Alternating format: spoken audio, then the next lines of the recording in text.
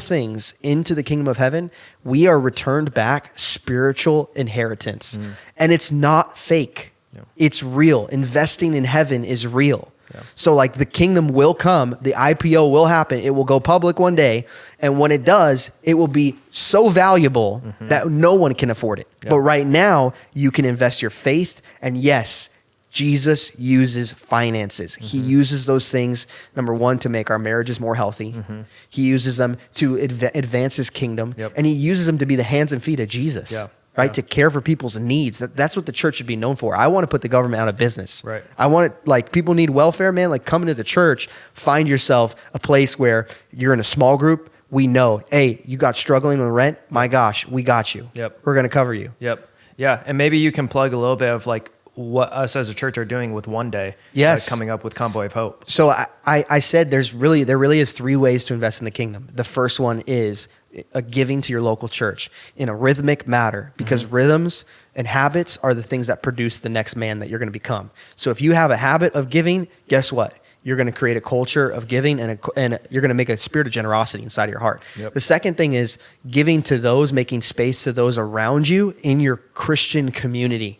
This is huge. This is the promise of Jesus in Matthew 6:33-34, when he says, seek first the kingdom and all these things will be added unto you. Yep. That's not just a future promise. That's talking about the kingdom economy today. So like, that's what I mean. Like, hey, you need to make space and margin to act generously to the brothers and sisters in the room. But the third thing is this one day idea. Yep. It's that God has called us to give to the least of these. Yep. It's the widow and the orphan. It's the people that need food, water, clothing. And Jesus describes that in Matthew 25, and it's beautiful about how when you gave to them, you gave to me. Yeah. So like when we're generous to the least of these, we actually get an opportunity to have a face-to-face encounter with Jesus, which is a very big idea of this. You and I will only change, will become more like Christ when we have more face-to-face encounters with him. Yeah. So we should always be looking for those, because when we see the glory, when we behold the glory, we become like him. What you behold, you eventually become. Yeah. And that's how we do. We see Jesus when we give to the least of these. Yeah. Yeah. No, that's really great. And, we're talking about all these different ways that you can be generous and you can give, like One Day and church and all that different stuff. But maybe somebody's listening right now and they're like, Colin, Alexio, I'm really struggling, like, financially. Yes. I can barely pay rent. I can barely get groceries. Facts. Why should a person then be generous? Like, what's the point even for them in their season of life? Yeah. So here's the reality. There is a how-to when it comes to generosity, and there is a why-to. And today I talked about why. The why really is because you are investing into the kingdom of heaven. And I know that doesn't sound maybe appealing or maybe sexy for somebody, but here's the truth. You can't do the why. Maybe you even want to give. Maybe you want to be a generous person, but you can't because you have no margin. Yeah. So you need to learn the how, the how to give. And that's why I love that this is a whole series that's packaged all the way, getting us to next week. If you're in the Lake Stevens, Snohomish County area, Marysville area, you need to be in church next week, because next week we're going to land the plane. We wanted to tell you how to, we wanted to tell you why to, and next week we're going to give you the opportunity to do exactly that. Yeah. And how to is, hey, you need to give first. You don't give second, don't give when you have things left over. Give first, then save next, and then live on the rest.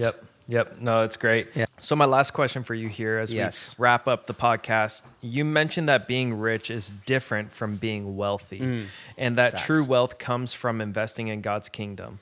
And now we've talked about, One Day coming up next Sunday and opportunities to give, but how can someone begin building that kind of wealth in their everyday life, like a lifestyle of generosity? And what does that look like practically for someone just starting off? Yeah, so there's 2 sides to that conversation, because, describing someone as rich and wealthy, there's a physical reality to that.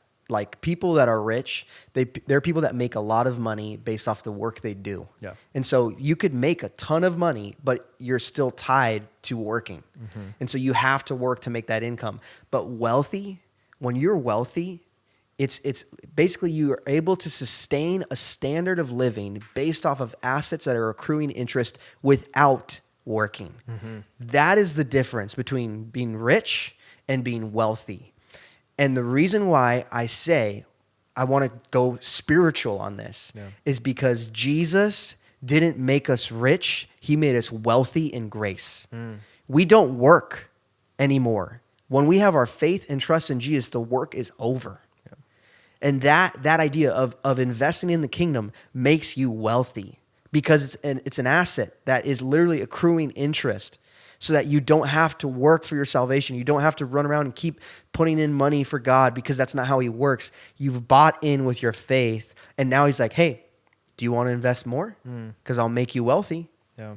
You want to keep being wealthy? You want to keep getting more interest?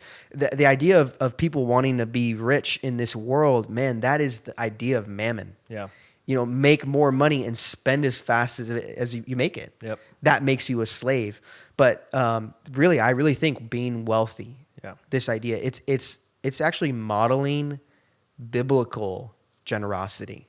Because the wealthy man, hey, if they work hard, they can use that money to be generous to others because they have income coming elsewhere. Yeah. And so there's actually a really deep truth here.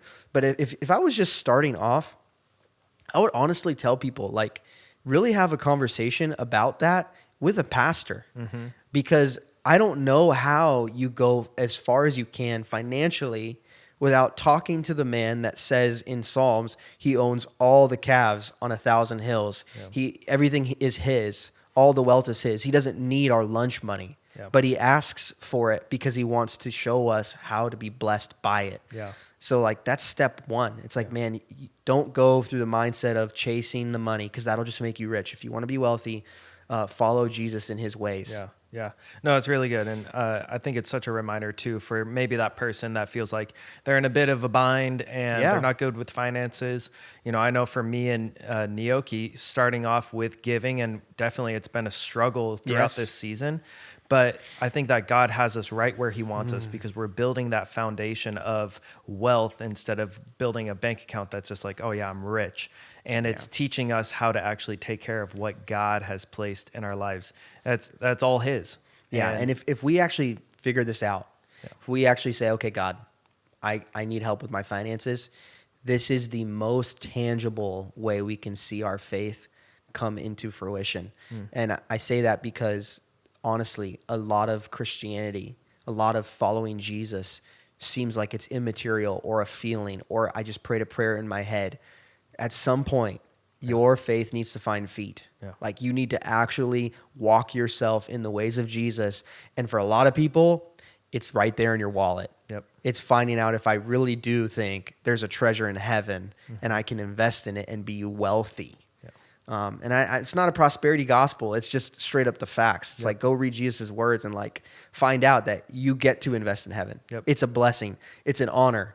What an amazing opportunity. And see how God will legit bless your life right now. Amen. Well, thank you, Alexio, for joining us, giving us a little bit extra into your sermon. We really appreciate it. Make sure to like, share, and subscribe to stay up to date with all of our Extra with LifePoint episodes.